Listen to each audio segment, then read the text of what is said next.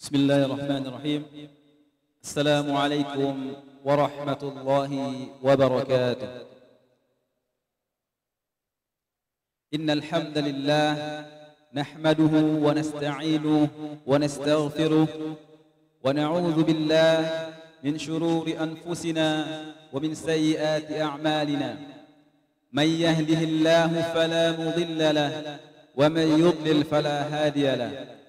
أشهد أن لا إله إلا الله وأشهد أن محمدا عبده ورسوله ولا نبي بعده. Alhamdulillah, puja dan puji syukur kita panjatkan kehadirat Allah Subhanahu wa taala atas segala limpahan nikmatnya yang diberikan kepada kita semuanya, sehingga pada pagi hari ini tentunya dengan izin Allah taala kita diberikan kemudahan untuk melangkahkan kaki kita untuk menghadiri majelis ilmu yang insyaallah dirahmati Allah Subhanahu wa taala. Kemudian tidak lupa salawat dan salam kepada baginda Nabi Muhammad sallallahu alaihi wasallam atas segala bentuk perjuangan beliau menegakkan agama Allah di atas dunia ini. Dan semoga salawat dan salam juga terus berlanjut kepada keluarga beliau, istri-istri beliau, anak-anak beliau. Dan tentunya kita berdoa kepada Allah Ta'ala agar kita diberikan kemudahan, keistiqomahan untuk meniti jejak yang telah diajarkan Nabi Muhammad SAW. Kemudian selanjutnya kami ingin menghimbau kepada hadirin sekalian, kepada jamaah sekalian, bahwa selama berlangsungnya kajian kami mengharap kepada hadirin sekalian untuk silent alat komunikasi. Kemudian yang kedua, bagi yang membawa buah hati, mohon kiranya untuk bisa diamankan. Kemudian yang ketiga, kepada jamaah yang masih berada di belakang, kami harapkan untuk maju mengisi saf-saf terdepan, sehingga nantinya saudara-saudara kita yang datang belakangan juga mendapatkan tempat. Baik, jamaah sekalian yang dirahmati Allah, izinkan ana untuk membacakan susunan acara pada hari ini. Yang pertama, akan ada sambutan dari Presiden Direktur, yakni Dr. Abdurrahim Al-Bashir MPD. Kemudian acara intinya yakni adalah kajian dari Ustadz Dr. Firanda Andirja LCMA dengan tema Tablik Akbar, Teladan Keseharian dari Kisah Nabi Musa. Kemudian acara selanjutnya akan ada jeda atau break, dan setelah itu akan ada sesi tanya jawab. Dan insyaallah sesi tanya jawab ini kita akan menggunakan QR code untuk pertanyaan. Jadi jamaah yang ingin bertanya bisa langsung scan dan menulis pertanyaannya, dan akan dibacakan langsung oleh Al-Ustadz Firanda. Baik, hadirin sekalian yang dirahmati Allah Subhanahu wa taala, marilah sama-sama kita membuka Tablik Akbar dengan membaca basmalah. Bismillahirrahmanirrahim. Kemudian selanjutnya akan ada pidato sambutan dari Presiden Direktur Al-Wildan, yang dalam hal ini akan disampaikan oleh Al-Ustadz Dr. Abdurrahim Al-Bashir MPD. Waktu dan tempat kami persilahkan.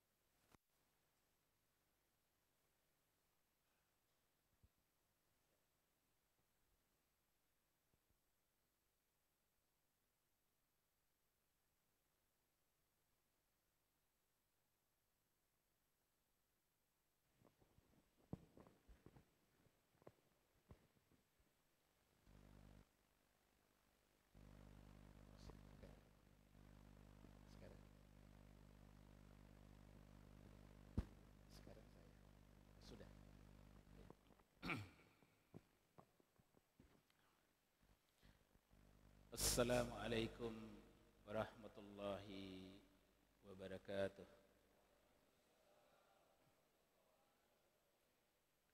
Alhamdulillahi rabbil alamin. Wassalatu wassalamu ala nabiyyina Muhammadin sallallahu alaihi wasallam wa ala alihi wa ashabihi ajma'in, wa ba'd. Jemaah sekalian, alhamdulillah, nikmat Allah Subhanahu wa taala pada hari ini di Masjid Al-Haramain Al-Wildan Islamic School 8 Parung, Bogor. Allah Subhanahu wa taala mengumpulkan kita semuanya untuk mengikuti tabligh akbar yang insyaallah taala akan diisi oleh ustadz kita, Ustadz Firanda, yang insyaallah sebentar lagi, beberapa menit ke depan, dan alhamdulillah beliau sudah hadir di tengah-tengah kita semuanya. Dan tentu ini adalah nikmat yang sangat besar buat kita semua, karena dihadirkan oleh Allah Subhanahu wa taala di majelis ilmu, majelis taman-taman surga, majelis yang insyaallah akan mengantarkan manusia menuju jalan Allah Subhanahu wa taala, sehingga dengan kita berada di majelis ilmu, maka Allah Subhanahu wa taala akan memberikan pemahaman kepada kita. Dengan adanya pemahaman, maka mudah untuk mengamalkan. Jadi ada ilmu, kemudian paham, maka mudah untuk mengamalkan. Perlu saya informasikan bahwa ini nikmat Allah Subhanahu wa taala juga buat kita, bahwa di Parung ini, artinya untuk Bogor dan sekitarnya, kita ada tambah satu lagi markas dakwah kita, yaitu Masjid Al-Haramain. Insyaallah ke depan, Bapak dan Ibu sekalian, di Masjid Al-Haramain Al-Wildan Islamic School 8 ini akan diselenggarakan kajian rutin. Insyaallah nanti akan disampaikan jadwal kajiannya,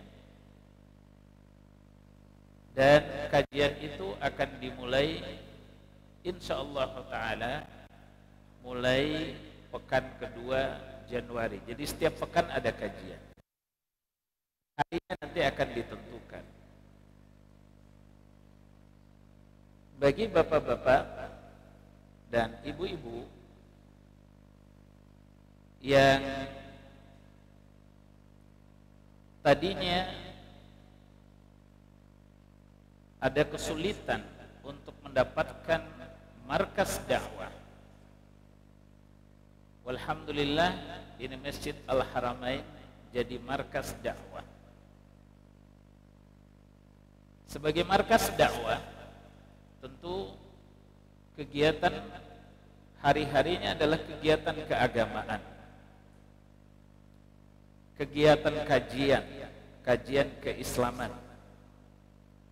Dan hari ini adalah kita awali dengan tablik akbar. Akan diisi oleh Ustadz kita, Ustadz Firanda. Kajian rutin nantinya itu akan diisi secara bergantian oleh Ustadz-Ustadz kita. Pekan pertama oleh Ustadz A, pekan kedua oleh Ustadz B, pekan ketiga oleh Ustadz C, dan seterusnya. Jadi rutin. Jadi tidak kita lagi sulit untuk mencari majelis ilmu di putaran rumah ini. Dengan demikian pula bagi jamaah nantinya yang hendak mengikuti kajian rutin, maka sudah ada tempat yang khusus. Yang ini adalah milik kita semuanya. Jadi tidak sewa, tidak pinjam, tapi ini milik kita semuanya. Alhamdulillah, Masjid Al-Haramain ini sangat representatif. Ada lantai 1, ada lantai 2, dan sebagiannya ada di lantai 3. Di masjid ini 3 lantai. Kemudian Bapak dan Ibu sekalian, perlu juga saya mohon izin dan diperkenankan untuk sedikit menyampaikan informasi bahwa di samping kanan Bapak dan Ibu sekalian dan juga di depan masjid ini sedang ada aktivitas memulai pembangunan Al-Wildan Islamic School 8 Parung. Jadi insyaallah ta'ala pembangunan Al-Wildan 8 Parung ini direncanakan mulai aktivitasnya Desember ini sebagaimana yang terlihat sekarang, dan insyaallah ta'ala akan selesai di tahap pertama itu bulan Juni 2023, sehingga insyaallah bulan Juli 2023 itu akan dimulai kegiatan pembelajaran. Kemudian di sini adalah khusus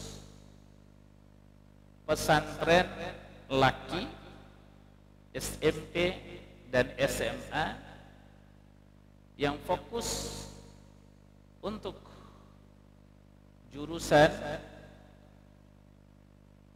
Timur Tengah dan Markas Al-Quran. Jadi yang mau anaknya kuliah ke Timur Tengah, kuliah keagamaan, mau menghafal Al-Quran, ini fokusnya di Al-Wildan 8 boarding.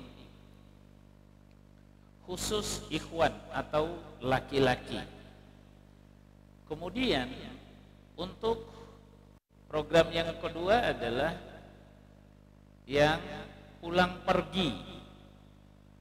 Yang pulang pergi ini ada SD, SMP, SMA, laki dan perempuan, tapi jurusan internasional. Jadi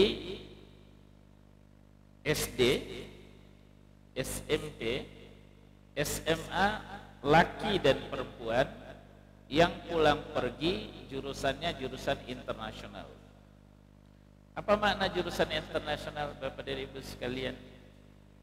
Jadi belajarnya Al-Quran, belajarnya keagamaan, ilmu-ilmu keagamaan, dan belajar kurikulum umum itu dengan menggunakan kurikulum Cambridge atau kurikulum internasional. Jadi full English di sini. Jadi bahasa Inggris semua. Tapi kalau pesantren tadi bahasa Arab semua. Itu sekedar informasi yang perlu kami sampaikan Bapak dan Ibu sekalian.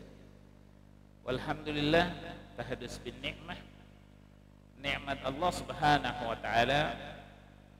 Al-Wildan Islamic School, baik itu yang pulang pergi maupun yang pesantren, saat ini cabangnya sudah 21 cabang. Cabang terakhir itu cabang 21 itu di Banda Aceh. Dan alhamdulillah bangunannya sudah selesai. Sekarang sudah menerima siswa baru dan mulai pembelajarannya itu di bulan Juli tahun 2023. Bapak Ibu sekalian, saat ini pula saudara-saudara kita di Cianjur sedang diuji oleh Allah Subhanahu wa taala. Alhamdulillah Al-Wildan Islamic School sudah sejak awal mengambil posisi untuk datang berkunjung dan membawa sejumlah bantuan baik dari keluarga besar Al-Wildan maupun dari kepercayaan umat kepada Al-Wildan. Karena itu pula maka apabila Bapak dan Ibu sekalian melihat di depan masjid ada kotak amal, maka kotak amal itu adalah difokuskan, diarahkan untuk membantu saudara muslim kita yang sedang mendapatkan musibah saat ini.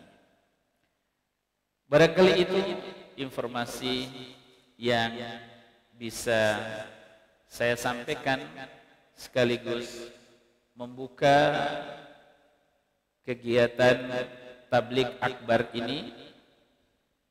Semoga Allah Subhanahu wa taala memberikan kemudahan atas kita semua dalam memahami agama Islam yang sangat mulia dan pasti benarnya, sehingga kita mudah untuk mengamalkannya. Mudah-mudahan Allah Subhanahu wa taala selalu menjaga kita semuanya dan dimatikan kita dalam keadaan husnul khatimah. Syukran wa jazakumullahu khairul jazaa. Assalamualaikum warahmatullahi wabarakatuh. Waalaikumsalam warahmatullahi wabarakatuh. Syukran wa jazakumullahu khairan. Demikianlah tadi pidato sambutan dari Presiden Direktur Al-Wildan, Dr. Abdurrahim Al-Bashir, MPD.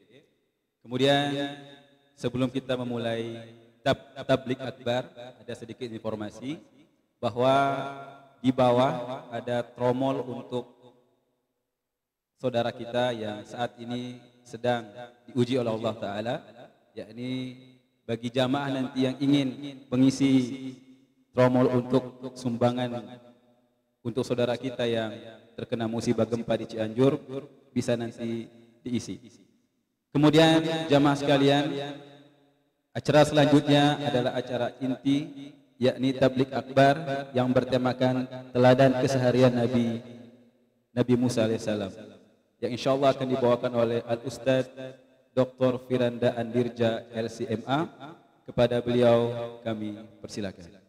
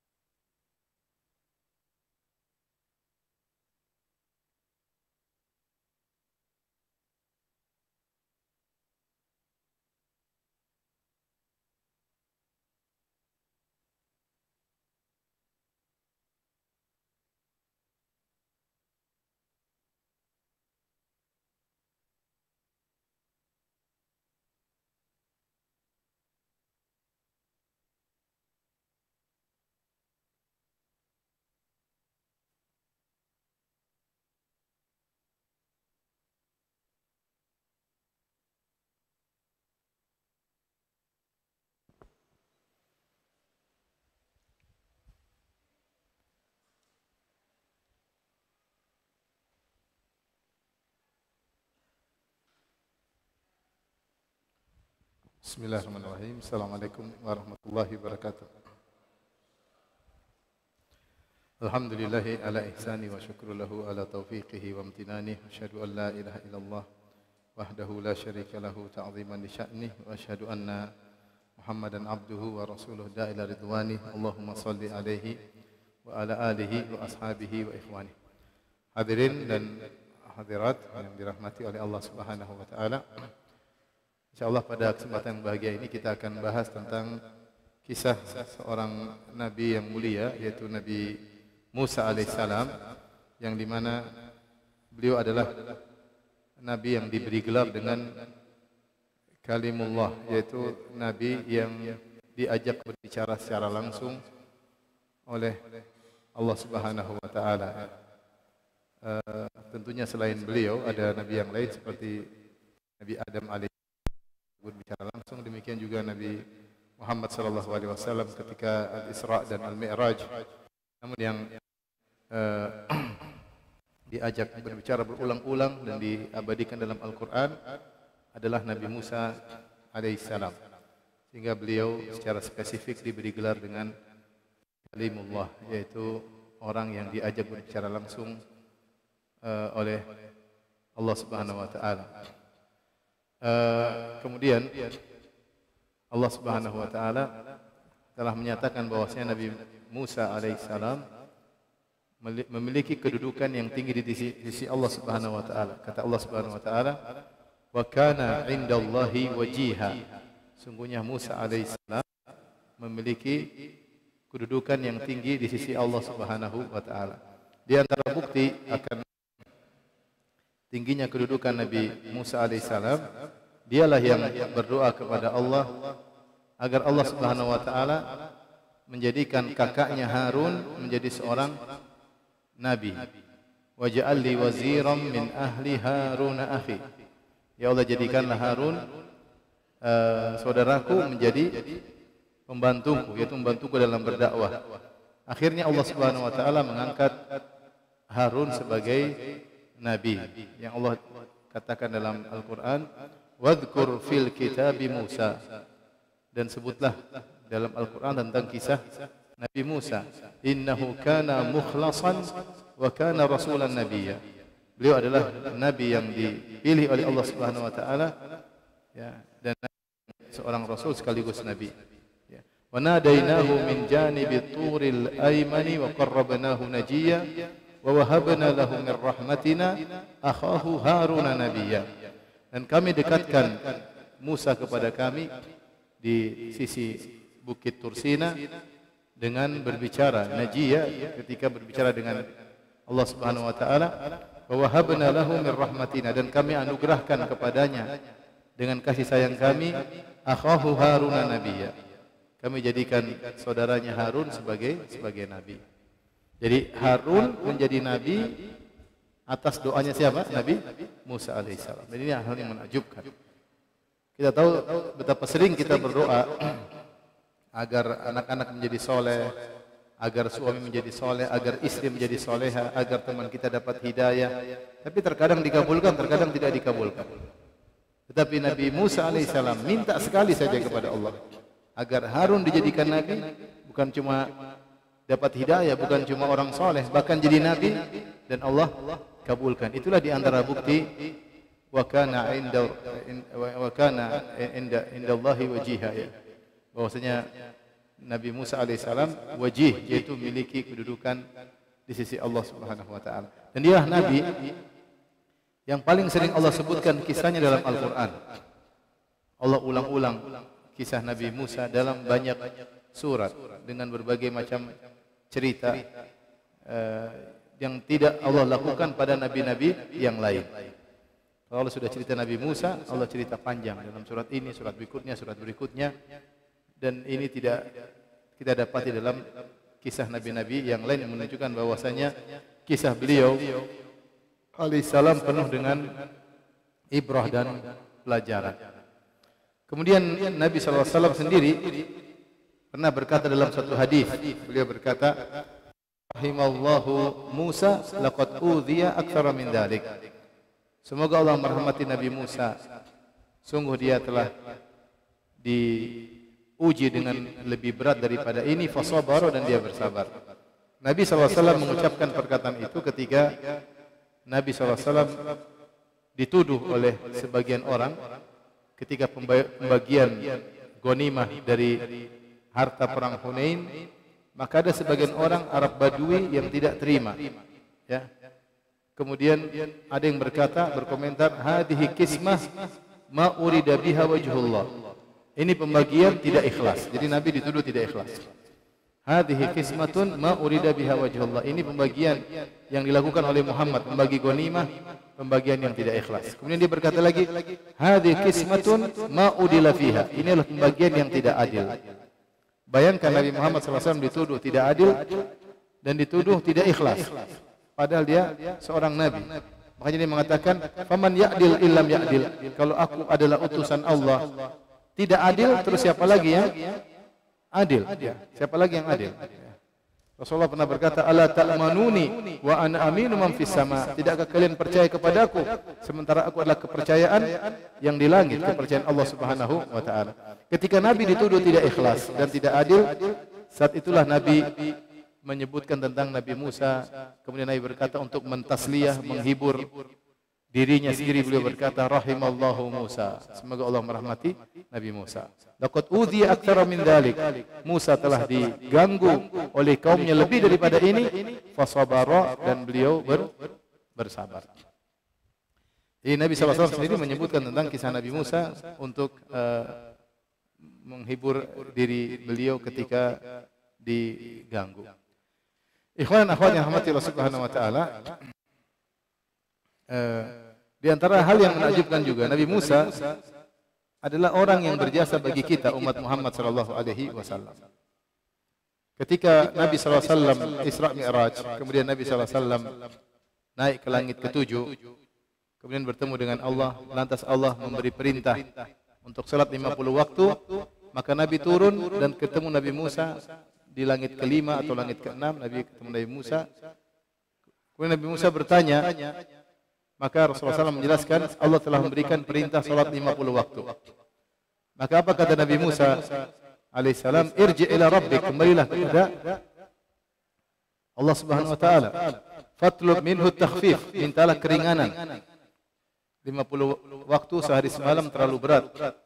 Inna ummataka la tutiqu dzalik, sungguhnya umatmu tidak mampu untuk sholat 50 waktu. Akhirnya Nabi SAW balik, minta keringanan. Akhirnya Allah turunkan. Setiap Rasulullah balik diturunkan 5. Jadi 45. Kemudian balik ketemu Nabi Musa. Nabi Musa mengatakan minta keringanan. Balik lagi jadi 40. Jadi 35. Sampai jadi 5. Rasulullah bolak-balik.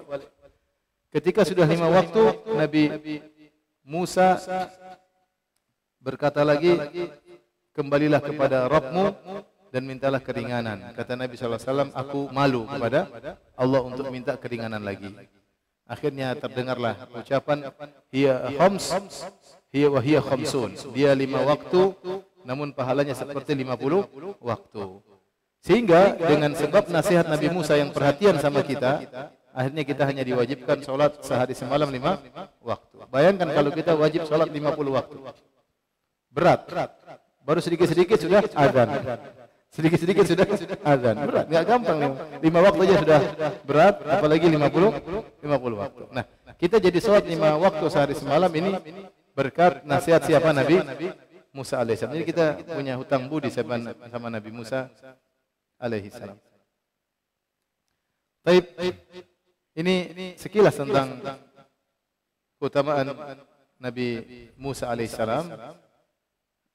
Dan pada kesempatan kali ini kita akan membahas tentang bagaimana teladan-teladan keseharian yang dicontohkan oleh Nabi Musa alaihissalam untuk kita tiru, ya. Karena Allah sendiri telah menyuruh Nabi Muhammad SAW untuk mengikuti nabi-nabi sebelumnya. Kalau ada teladan disuruh ikut oleh Allah Subhanahu wa taala. Ketika Allah menyebutkan nama-nama para nabi, Allah mengatakan ulaikal ladzina hadallah fabihudahu muqtadi. Mereka inilah nabi-nabi yang telah diberi petunjuk kepada Allah. Fabihudahu muqtadih, maka ikutlah petunjuk mereka wahai Muhammad. Wahai Muhammad. Rasulullah SAW disuruh mengikuti petunjuk para nabi. Kalau Nabi disuruh maka tentu kita juga mengikuti petunjuk para Nabi. Oleh karenanya ketika Nabi SAW berdakwah di fase Mekah, betapa banyak surat-surat turun tentang kisah para Nabi. Ya. Wa kullan naqussu 'alaika min anba'ir rusuli ma nuthabbitu bihi fu'adak. Kata Allah, kami kisahkan kepada engkau wahai Muhammad kisah-kisah para nabi, ma nuthabbitu bihi fu'adak, agar membuat engkau tegar, Maka Allah kisahkan Nabi Nuh alaihissalam dengan kesabarannya agar Nabi Muhammad SAW bersabar. Allah kisahkan tentang Nabi Yusuf alaihissalam ketika Nabi masih di Mekah agar Rasulullah SAW bersabar ketika dimusuhi oleh kerabatnya, sebagaimana Yusuf alaihissalam bersabar ketika dimusuhi oleh kakak-kakaknya. Demikian juga Allah kisahkan Nabi Musa alaihissalam yang memberikan begitu banyak mukjizat namun tidak diyakini oleh Fir'aun dan bala tentaranya. Dan demikianlah Allah kisahkan kisah-kisah para nabi di antaranya agar lebih menegarkan Rasulullah sallallahu alaihi wasallam. Maka kisah-kisah mereka adalah petunjuk bagi kita. Makanya dalam masalah usul fikih ada pembahasan. Hal syar'un man qablana syar'un lana? Apakah syariat nabi-nabi terdahulu merupakan syariat bagi kita? Ini ada pembahasan di kalangan para ulama dalam masalah usul fikih. Yang benar bahwasanya syariat nabi-nabi terdahulu menjadi syariat bagi kita selama tidak ada yang memansuhkan, syariat tersebut. Karena kita tahu namanya syariat para nabi berubah-ubah, berbeda dengan akidah. Kata Nabi SAW, al-anbiya abna'u allat, ummahatuhum syatta. Kata Nabi SAW, para nabi itu seperti anak-anak satu bapak lain ibu. Maksudnya apa? Abuhum wahid, bapaknya satu, ibunya berbeda-beda. Maksudnya kata para ulama, mereka semua menyuruh kepada tauhid, tapi syariatnya berbeda-beda.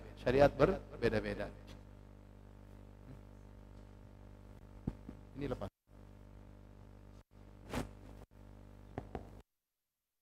Tes. Jadi syariat mereka berbeda-beda meskipun semua menyuruh kepada tauhid. Karena syariatnya berbeda-beda, maka ada pembahasan apakah syariat nabi-nabi terdahulu yang sampai kepada kita adalah syariat bagi kita? Jawabannya iya, jika tidak ada dalil yang menunjukkan syariat kita memansuhkan syariat tersebut. Karena tidaklah Nabi SAW mengkisahkan atau tidaklah Allah mengkisahkan kisah-kisah nabi-nabi terdahulu kecuali untuk jadi teladan bagi kita. Sehingga apa yang mereka contohkan untuk kita teladani. Bahkan Allah memerintahkan Nabi Muhammad SAW untuk meneladani nabi-nabi terdahulu. Taib. Apa saja teladan dicontohkan Nabi Musa alaihissalam yang bisa kita ikuti dalam kehidupan sehari-hari.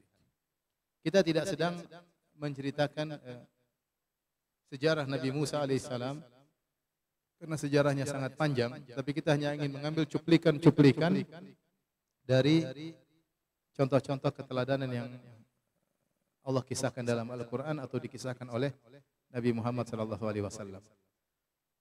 Al-kisah Nabi Musa alaihissalam, kita tahu lahir ketika itu di Fir'aun sedang membuat pengumuman untuk membunuh setiap anak yang lahir di tahun tersebut. Karena dukunnya mengatakan ada anak yang lahir pada tahun ini yang akan menggulingkan singgasanamu. Sementara kakaknya Harun lahir di tahun-tahun sebelumnya. Yang pada tahun-tahun tersebut belum ada pengumuman dibunuhnya anak-anak. Yang Allah katakan yuqattiluna abna'akum wa yastahyuna nisa'akum. Mereka membunuh anak laki-laki kalian dan mereka membiarkan anak perempuan kalian. Sehingga semua wanita yang hamil di sensus, di data. Ketika ada yang mau melahirkan ditungguin. Begitu anaknya laki-laki disembelih, dibunuh. Walhasil Nabi Musa alaihissalam ibunya mengandung namun tidak begitu kelihatan di perutnya dengan kuasa Allah Subhanahu wa taala. Sehingga ketika lahir Nabi Musa lolos dari pantauan anak buah Fir'aun. Akhirnya si kecil Musa pun diletakkan dalam tabut, kemudian dilepaskan Sungai Nil. Dilepaskan di Sungai Nil, kemudian akhirnya dilewatlah di dekat kerajaan Fir'aun dan akhirnya dipungut oleh istrinya Fir'aun. Faltaqatahu alu Fir'auna. Maka istri Fir'aun pun memungutnya, kemudian diangkat menjadi anak angkat. Akhirnya Musa yang dicari-cari untuk dibunuh oleh Fir'aun ternyata tinggal di istananya Fir'aun, jadilah menjadi anak angkat dengan makanan yang sehat. Bagaimana? Tinggal di orang yang paling hebat ketika itu di zaman tersebut, raja yang paling sombong, raja yang paling angkuh, raja yang paling hebat, Fir'aun. Raja yang paling karismatik, sehingga kebutuhan gizi Musa alaihissalam terpenuhi. Jadi dia orang yang sangat kuat sampai saking kuatnya kalau mukul orang langsung mati. Nabi Musa alaihissalam. Inilah kisah ini. Nabi Musa tidak tahu. Nabi Musa tidak tahu tentang kisah bagaimana dia dilepaskan di Sungai Nil, kemudian dipungut. Allah ceritakan kepada Nabi Musa alaihissalam. Kapan Allah ceritakan? Ketika Nabi Musa berdoa.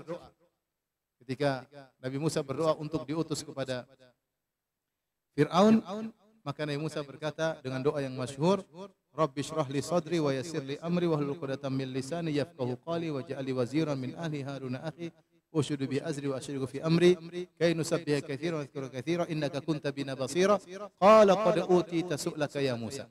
Ketika Nabi Musa berdoa, ya Allah, lapangkanlah dadaku, hilangkan kakuan dari lisanku agar mereka bisa paham perkataanku, yaitu aku ingin berdakwah kepada Fir'aun. Akhirnya Allah mengatakan, qala qad utita su'laka ya Musa, sungguh permintaanmu telah dikabulkan. Allah kabulkan langsung permintaan Musa ketika itu. Wa kana indallahi wajihan. Nabi Musa memiliki kedudukan di sisi Allah Subhanahu wa taala. Setelah Allah kabulkan, Allah mengatakan, wa laqad mananna 'alaika marratan ukhra id auhayna ila ummika ma yuha. Bahkan kami telah berikan kepada engkau kenikmatan sebelumnya, wahai Musa, yang kau tidak minta, Kapan? Ketika kau masih kecil. Id auhayna ila ummika ma yuha, ketika kami wahyukan kepada ibumu apa yang kami wahyukan. Anakadhifihi fit tabuti faqdhifihi fil yammi falyulqihil yammu bisahil. Ya'khudh aduwwi aduwwul. Wa alqaitu 'alaika mahabbatan minni wa litusna 'ala 'aini. Kami wahyukan ibumu ketika melahirkan diletakkan kamu dalam keranjang, kemudian dilepaskan di Sungai Nil, dan kami berikan rasa cinta kepadamu. Setiap orang lihat kamu pasti sayang sama kamu. Sampai Fir'aun pun sayang sama kamu. Setiap orang lihat Musa sayang sama Musa. Semua senang melihat Musa karena Allah yang meletakkan wa alqaitu 'alaika mahabbatan minni. Kami berikan cintaan orang kepada engkau. Kemudian sampai akhirnya dipungutlah engkau.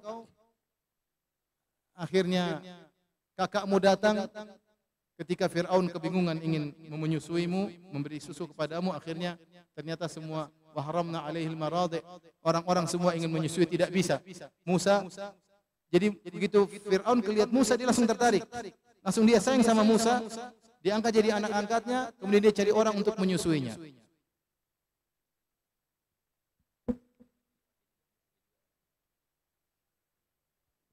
Ternyata ketika disusuin, nggak ada yang mau bisa susuin. Semua air susu ibu-ibu ketika itu semuanya nggak enak di mulut Nabi Musa. Semuanya nggak enak. Kenapa? Karena ketika sebelum Nabi Musa, subhanallah, takdir Allah ya, sebelum Nabi Musa dilepaskan di keranjang, Allah mengatakan an ardhi'i, wahai sang ibunda, susui dulu anakmu, susui. Setelah disusui, Nabi Musa sudah susui, dia sudah masuk di puting ibunya, dia tahu rasa susunya, dia tahu rasa putingnya, suruh lepas. Selepas Fir'aun carikan tukang susu, nggak ada yang dia mau. Sampai akhirnya datanglah kakaknya Nabi Musa mengatakan, hal adullukum ala ahli baitin yakfulunahu lakum wa hum lahu nasihun. Maukah aku tunjukkan kepada kalian keluarga yang bisa nyusui si kecil Musa ini dan mereka akan berbuat baik kepada si Musa. Akhirnya ibunya yang datang. Faraja'naka ila ummika kay taqarra ainuha wa la tahzan. Akhirnya ibunya datang, ibunya yang menyusui, Musa langsung pas, cocok, dan akhirnya ibunya Musa tinggal bersama Musa di kerajaan Fir'aun tanpa diketahui bahwasanya itu ibu kandungnya. Tanpa diketahui ibu. Disebutkan ibunya Nabi Musa melepaskan Musa di pagi hari, sebelum tiba malam sudah kembali kepada Musa. Karena Fir'aun gelisah cari tukang susu untuk nyusuin Musa karena dia terlanjur cinta sama Musa. Ini semua aturan Allah. Nah ini Allah sebutkan, wahai Musa, kita kembali kepada saya sebutkan tadi. Wahai Musa, sekarang kau berdoa, ya Allah, Rabbi shrah li sadri wa yassir li amri wahlul 'uqdatam min lisani yafqahu qawli. Ya Allah, lapangkanlah dadaku, mudahkanlah urusanku. Kata Allah, qad utita su'laka ya Musa, doamu telah dikabulkan. Jangankan ini, wala qad mananna 'alaika marratan ukhra, bukankah sebelum ini aku telah memberikan kau karunia tanpa kau minta. Ketika Musa kecil, apakah dia bisa berdoa? Dia enggak bisa berdoa. Dia enggak bisa berdoa, ya Allah selamatkan aku, jadikanlah aku bayi sehat, 4 sehat 5 sempurna, enggak ada. Allah tolong dia tanpa dia minta. Allah tolong dia tanpa dia minta. Dengan mengatur ibunya yang menyusuinya, meletakkan dalam keranjang, dilepaskan, Allah bikin Fir'aun suka sama dia. Allah bikin Fir'aun pusing cari tukang susu sama dia untuk menyusuinya. Semua ini kata Allah, walaqad mananna 'alaika marratan ukhra, kami telah berikan karunia kepadamu sebelumnya wahai Musa. Kemudian Allah ceritakan, dan ketika itu kamu masih kecil, tidak bisa minta apa-apa. Jangankan yang kau minta. Intinya di sini, jangankan yang kau minta. Yang kau tidak minta pun kami berikan. Disinilah kita dapat pelajaran dari kisah ini bahwasanya Allah itu maha baik. Bahwasanya terkadang kita sering diberi kenikmatan yang tidak kita minta. Dia masih kecil yang urus kita, dengan bimbingan Allah sehingga kita diurus. Dan banyak hal kenikmatan yang Allah berikan yang tidak kita rasakan. Contoh aja misalnya organ-organ tubuh kita berjalan dengan sendirinya, bukan kita yang ngatur ya. Jantung sejak kita lahir sudah berdetak dan tidak pernah berhenti. Kalau berhenti kita selesai. Ketika kita tidur dia tetap berdetak, ketika kita sakit dia tetap berdetak, ketika kita pingsan dia tetap berdetak. Siapa yang ngatur? Allah Subhanahu wa taala. Itu nikmat yang tidak pernah kita pikirkan dan tidak pernah kita minta. Makanya Allah berfirman, "Wa atakum min kulli ma sa'altumuh. Wa in ta'uddu ni'matallahi la tuhsuha." Dan Allah memberikan kepada kalian apa yang kalian minta. Dalam sebagian qiraat, wa atakum min kullin ma sa'altum. Dan Allah berikan kepada kalian kenikmatan yang kalian tidak minta. Yang kalian tidak minta. Saya mengajak kita untuk berhusnudzon kepada Allah Subhanahu wa taala. Bahwasanya banyak kenikmatan yang Allah berikan pada kita tidak kita minta. Karena Allah tahu apa yang terbaik bagi kita. Nah, kalau kita minta ternyata Allah tidak kabulkan, yakinlah itu tidak maslahat bagi kita. Yakinlah tidak maslahat bagi kita. Kalau maslahat Allah akan kabulkan. Yang penting kita sudah ikut prosedur, kita berdoa, bangun malam minta kepada Allah. Toh tidak dikabulkan, yakinlah itu tidak maslahat bagi kita. Allah yang lebih tahu yang terbaik bagi kita. Buktinya terlalu banyak kenikmatan yang Allah berikan pada kita yang tidak kita minta. Sebagaimana Allah memberikan kenikmatan kepada Musa yang Musa tidak pernah minta dan dia tidak pandai untuk meminta sementara dia masih kecil. Padahal ketika itu dia jadi target untuk dibunuh oleh Fir'aun. Ini bayi yang dicari-cari, ternyata Allah selamatkan dengan cara Allah Subhanahu wa taala. Baik. Walhasil akhirnya Musa tinggal di kerajaan Fir'aun, jadilah anak yang hebat, makannya bergizi, sampai akhirnya terjadi suatu kesalahan. Allah sebut dalam surat Al-Qasas, wa dakhala al-madinata ala hina ghaflatin min ahliha wajada fiha rajulain yaqtatilani hadha min syi'ati hadha min aduwwihi. Maka suatu hari Nabi Musa masuk di tengah kota Mesir ketika mungkin di siang hari orang sedang pada tidur. Tiba-tiba dia melihat ada 2 orang bertengkar. Satu Kipti, yaitu dari sukunya Fir'aun, yang satunya lagi Israili, dari Bani Israel, dari sukunya Nabi Musa. Fastaghathahu alladhi min syi'ati 'ala alladhi min aduwwihi. Akhirnya yang dari Israili minta tolong, "Wahai Musa, tolong saya untuk melawan musuh berkelahi mereka dari yang merupakan sukunya Fir'aun, suku Akbat, suku Kipti." Fawakazahu Musa faqada alaih. Musa kuat. Ini hasil makan banyak di mana? Di kerajaan Fir'aun. Tumbuh sehat, kuat. Begitu pukul langsung mati. Nabi Musa menyesal. Dia tahu dia bersalah. Dia tidak sengaja. Tujuan dia adalah menolong temannya, namun ternyata dia dorong orang tersebut langsung mati. Baik, hari itu selamat, tapi berita ternyata masuk ke kerajaan Fir'aun. Keesokan harinya kejadian sama. Fa idza alladhi istansarahu bil amsi yastasrikhu. Ternyata orang ini Israil yang ditolong oleh Nabi Musa kemarin sekarang bikin masalah lagi, berkelahi lagi. Berkelahi lagi, minta tolong lagi, Musa tolong saya. Akhirnya Nabi Musa datang. Falamma arada an yabtisha billadhi huwa aduwwun lahuma. Nabi Musa ingin pukul lagi musuhnya, tiba-tiba dia berkata, "Aturidu an taqtulani kama qatalta nafsan bil ams." Wahai Musa, kau ingin bunuh aku lagi sebagaimana kau bunuh orang kemarin? Jadi orang ini tahu Musa kalau mukul pasti langsung apa? Dia udah pasrah. Mukul langsung apa? Mati. Akhirnya Musa kaget, subhanallah. Jadi berita sudah tersebar. Akhirnya ada seorang datang lari dengan cepat menuju Musa, kemudian berkata, "Wahai Musa, innal mala'a ya'tamiruna bika liyaqtuluk, fakhruj inni laka minan nasihin." Wahai Musa, orang-orang sudah berkumpul untuk membunuhmu. Keluarlah engkau dari Mesir, aku nasihati kamu. Fakharaja minha khaifan yataraqqab. Nabi Musa akhirnya keluar dari negeri Mesir dengan ketakutan, yataraqqab. Yataraqqabnya menanti-nanti akan datang mudarat menimpanya. Jangan-jangan lewat sana ditangkap, jangan-jangan lewat sini ketangkap, tapi dia ketakutan. Rabbi najjini minal qaumidz zalimin. Dia berdoa, ya Allah, selamatkanlah aku dari perbuatan orang-orang zalim. Maka dia keluar dengan ketakutan, karena dia keluar tiba-tiba dengan ketakutan, dia tidak bawa bekal sama sekali. Dia tidak bawa kendaraan, tunggangan, dan dia tidak bawa bekal makanan. Kemudian dia pergi dari Mesir menuju Madian. Perjalanan jauh. Madian, ada khilaf di kalangan para ulama di mana lokasi Madian. Sepanjang saya baca ada dua pendapat. Pendapat pertama mengatakan Madian daerahnya di daerah Yordan. Pendapat kedua Madian tempatnya Nabi Syuaib, letaknya di kota Al-Bida. Saya kemarin ke sana. Kota Al-Bida itu kira-kira 250 km lebih utara dari Tabuk. Sudah hampir perbatasan Yordan. Ya, kalau kita Mekah naik ke utara ke atas ke Madinah 450 km, kemudian naik lagi sekitar 350 km ke Al-Ula. Itu naik ke Khaybar dulu 200 km, kemudian ke Al-Ula, kemudian ke Tabuk. Dari Mekah, dari Madinah ke Tabuk kira-kira 750 km. Dari Tabuk ke Madian kira-kira 250 km. 250 km. Nah, di samping sebelah kiri kalau lihat di peta ada Laut Merah perbatasan, situlah Mesir. Jadi kita bisa lihat bagaimana jarak jauh yang ditempuh oleh Musa dari Mesir menuju ke Madian tanpa perbekalan. Maka dia pun berdoa kepada Allah untuk diberikan petunjuk. Di sini nak perhatikan, Nabi Musa selalu bersandar kepada Allah Subhanahu wa taala. Ketika dia ketakutan, langsung dia berdoa, Rabbi najjini minal qaumidz zalimin. Ya Allah, selamatkan dari kaum yang zalim.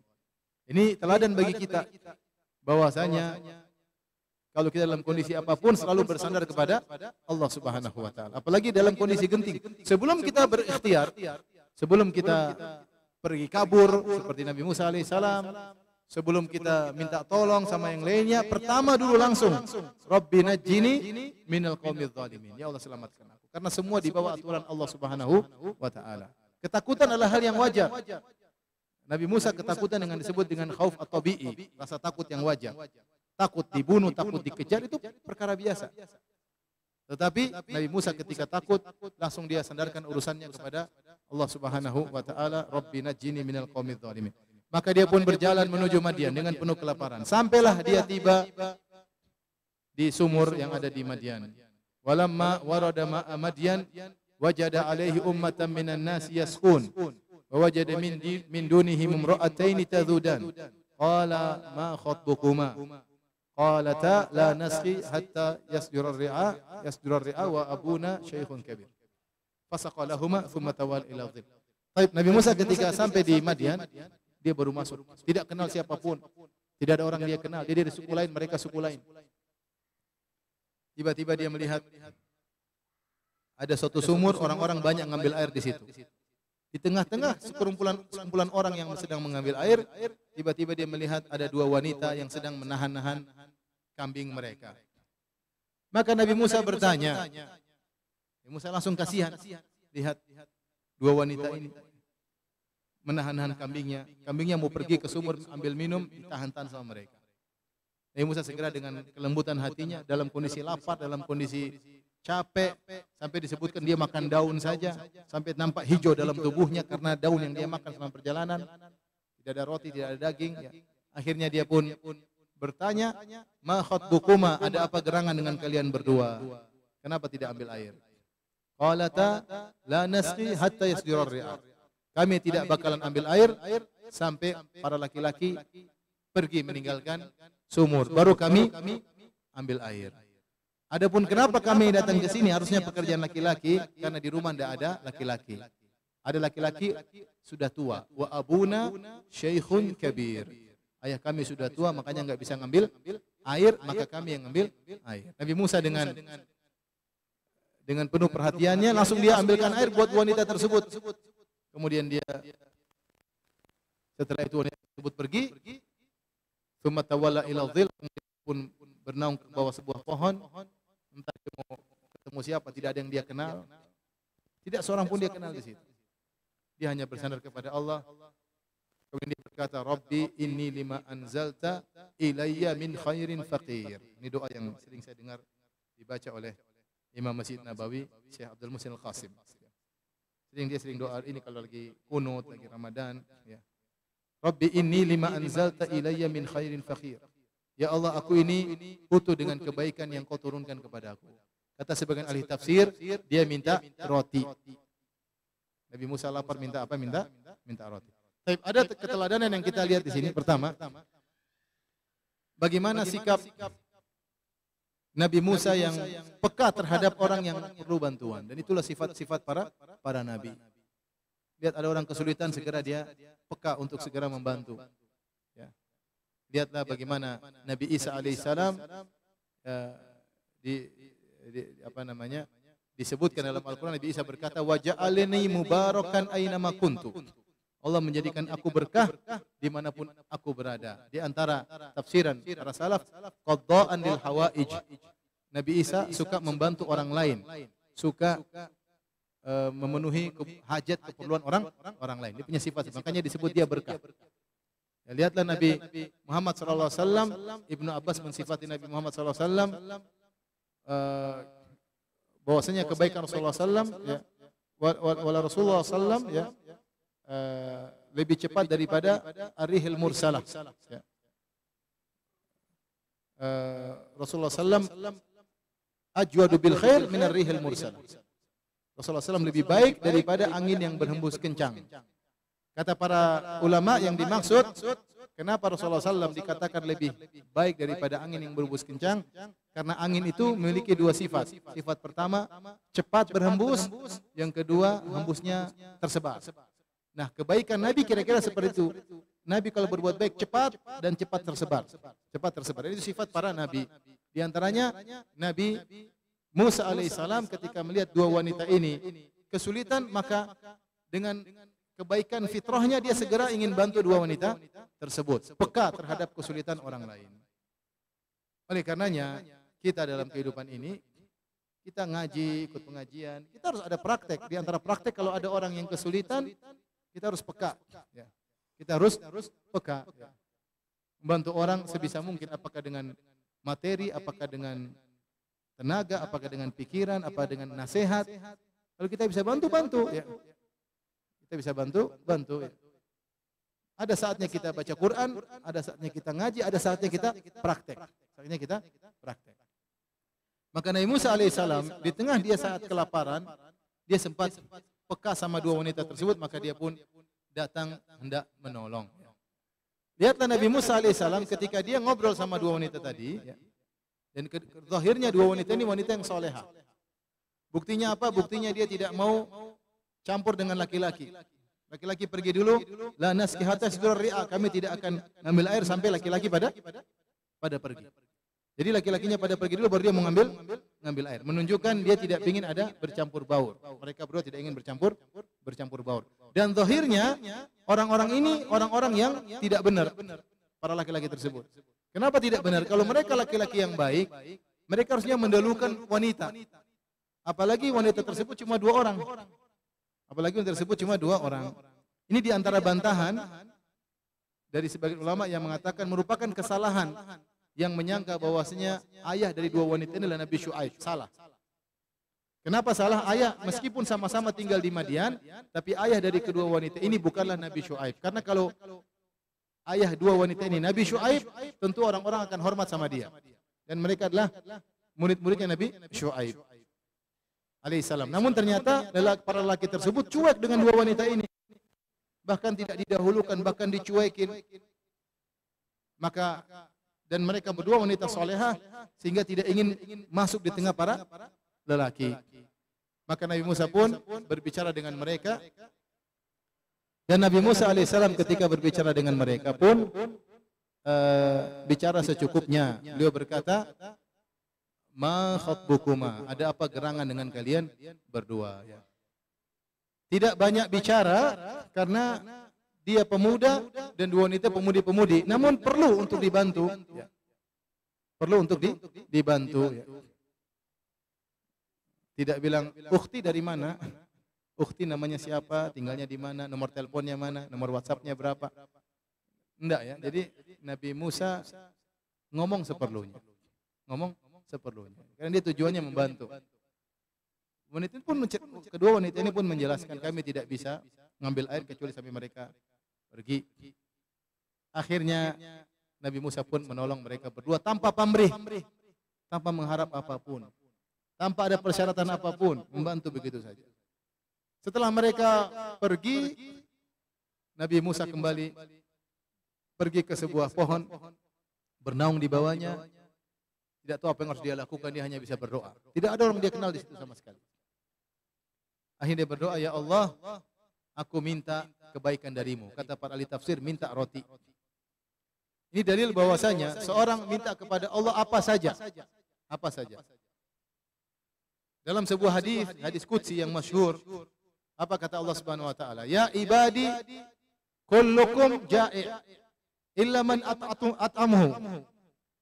Illa man at'amtuhu fastat'imuni ut'imkum.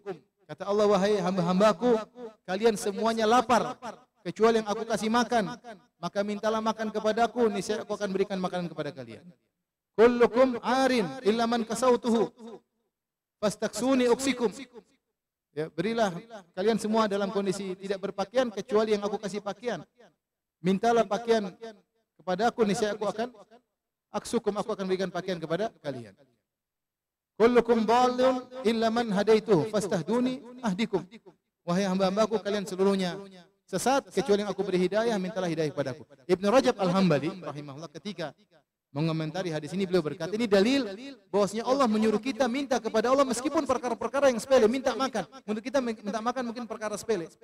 Tapi Allah mengatakan fastat'imuni, mintalah makan kepadaku. Ut'imkum, niscaya aku akan berikan makan kepada kalian. Nabi Musa minta apa? Minta roti. Kita enggak usah malu kalau minta sama Allah. Karena kita memang senantiasa butuh kepada Allah. Mau sok tidak butuh sama Allah. Sementara kita yang ciptakan kita adalah Allah Subhanahu wa taala. Kita tinggal di atas bumi Allah, kita menghirup udara Allah Subhanahu wa taala. Yang mendetakkan jantung kita berdetak Allah Subhanahu. Enggak usah malu-malu minta sama Allah Subhanahu wa taala. Sampai dalam hadis yang riwayatnya didhaifkan oleh sebagian ulama, Rasulullah SAW bersabda, "Yas'ala ahadukum rabbahu hatta syaraka na'lihi." Hendaknya salah seorang dari kalian minta kepada Allah meskipun hanya untuk perbaiki tali sendalnya. Jadi tidak usah malu-malu minta kepada Allah. Lihatlah Nabi SAW berdoa dari bangun tidur sampai mau tidur lagi. Dan Rasulullah SAW bersabda, "Wala takilni ila nafsi tarfata ain." Ya Allah, janganlah kau jadikan aku bersandar kepada diriku meskipun sekejap mata. Artinya aku ingin bersandar kepada Engkau dalam segala urusan. Masalah makan, masalah minum, masalah tidur. Rasulullah mau tidur, Rasulullah SAW berkata, Subhanakallahumma Rabbi, bika wada'tu jambi wa bika arfa'u. Ya Allah, dengan Engkau lah aku bisa meletakkan lambungku. Dan karena Engkau lah aku bisa mengangkat apa? Lambungku. Nabi Musa minta makan.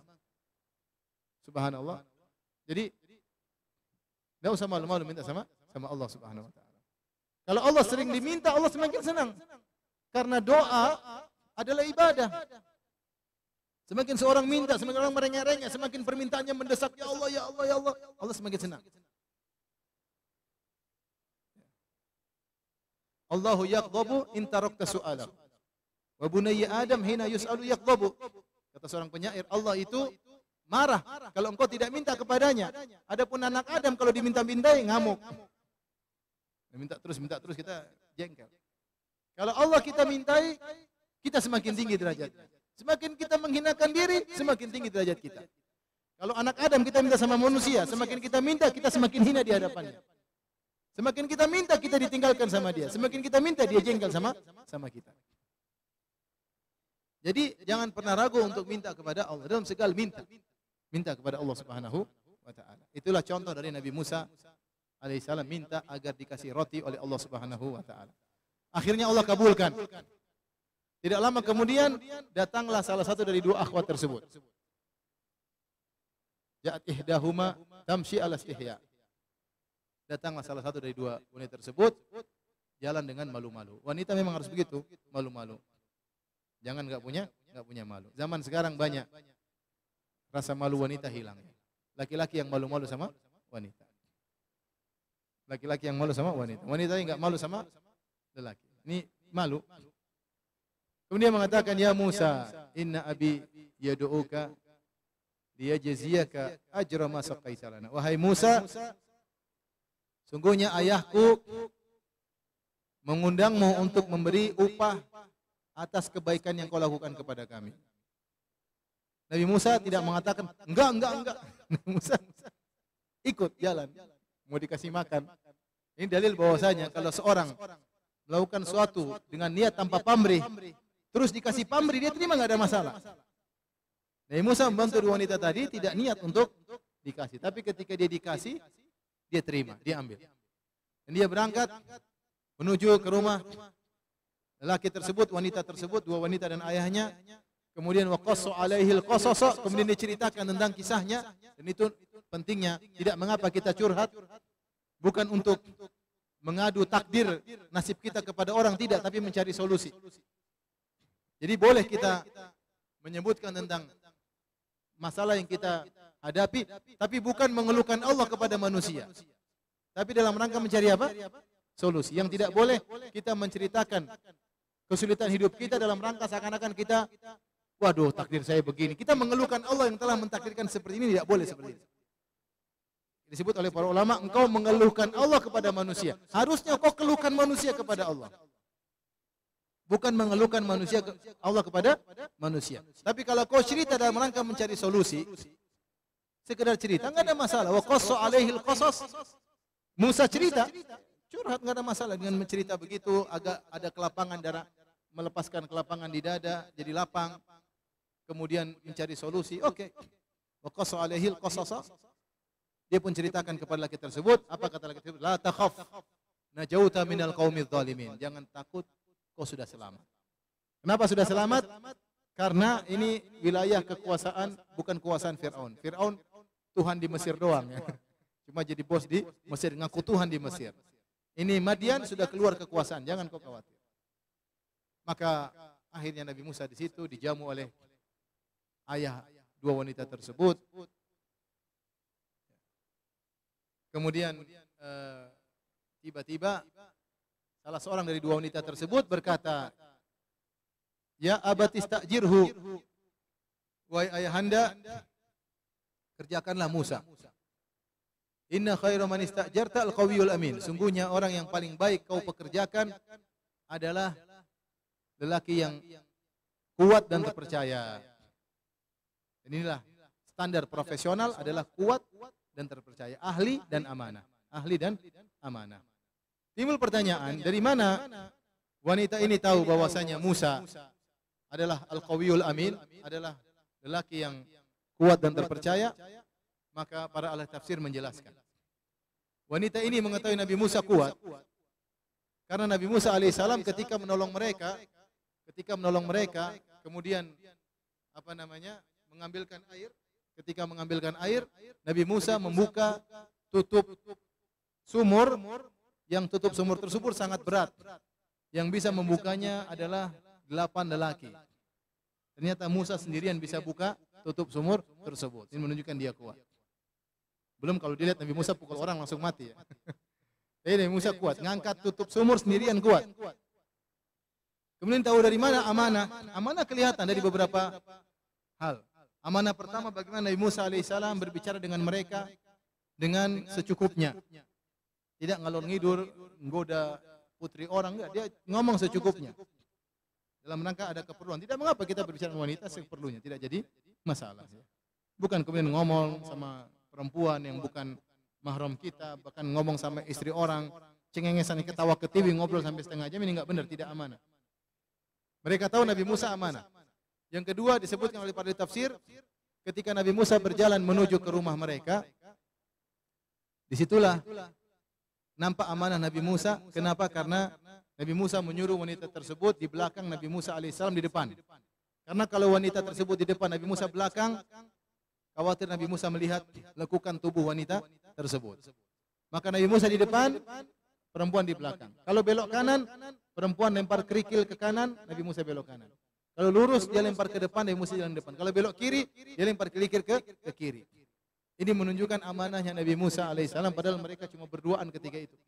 Tidak ada orang yang ketiga berjalan menuju rumah. Itu menunjukkan dia amanah yang menjaga kehormatan wanita tersebut.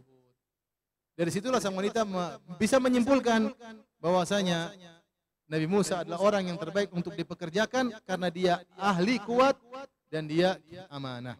Inilah yang disebut dengan profesional. Kapan terkumpul pada seorang dua sifat ini, ahli dan amanah, maka dia profesional. Kapan kurang salah satunya, maka tidak profesional. Ada orang ahli tapi tidak amanah, suka korupsi.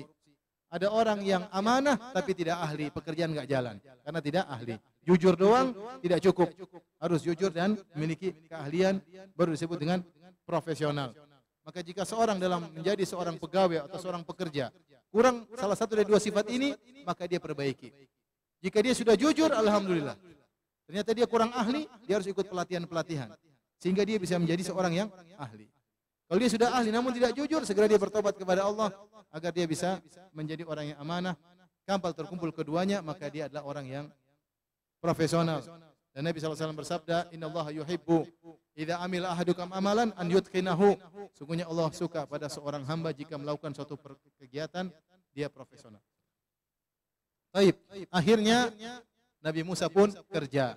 Kerjanya apa? Menggembala kambing. Menggembala apa? Kambing. Dan subhanallah, Nabi Muhammad SAW mengabarkan, kita sampai jam berapa? Hah? 10.50.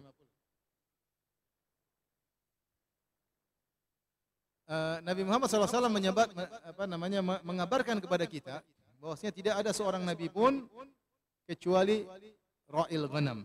Tidak ada seorang nabi pun kecuali menggembalakan apa? Kambing. Para ulama mencoba menyebutkan hikmah kenapa para setiap nabi pasti menggembalakan kambing, karena untuk menggembalakan kambing butuh ilmu, butuh kepekaan, karena kambing berbagai macam modelnya. Ada kambing nakal, ada kambing lemah, ada kambing bloon, ada kambing pintar, ada kambing yang sakit, ada kambing yang kuat. Dan kambing terkadang suka terpisah dari gerombongannya. Sehingga ketika orang mengembala kambing, dia punya strategi, punya siasat untuk mengatur kambing tersebut.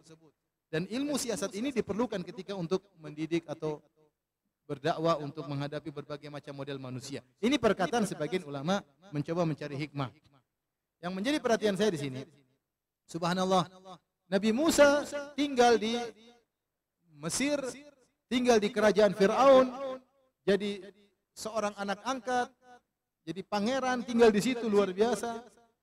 Meskipun dia tinggal di istana, Allah pasti jadikan dia penggembala kambing. Bagaimana caranya? Allah yang atur. Akhirnya benar-benar jadi penggembala kambing. Akhirnya lelaki ini pun tertarik dengan Nabi Musa, ingin menikahkan Nabi Musa dengan salah satu putrinya. Inni uridu an unkihaka ihda ibnatayya hataini ala an ta'jurani thamaniya hijaj. Wa in atmamta ashran famin indik. Wahai Musa, aku ingin menikahkan engkau dengan salah seorang dari kedua putriku. Dengan syarat kau kerja sama aku 8 tahun.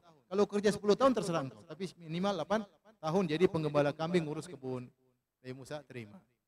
Akhirnya dia pun bekerja jadi penggembala kambing selama 8 tahun.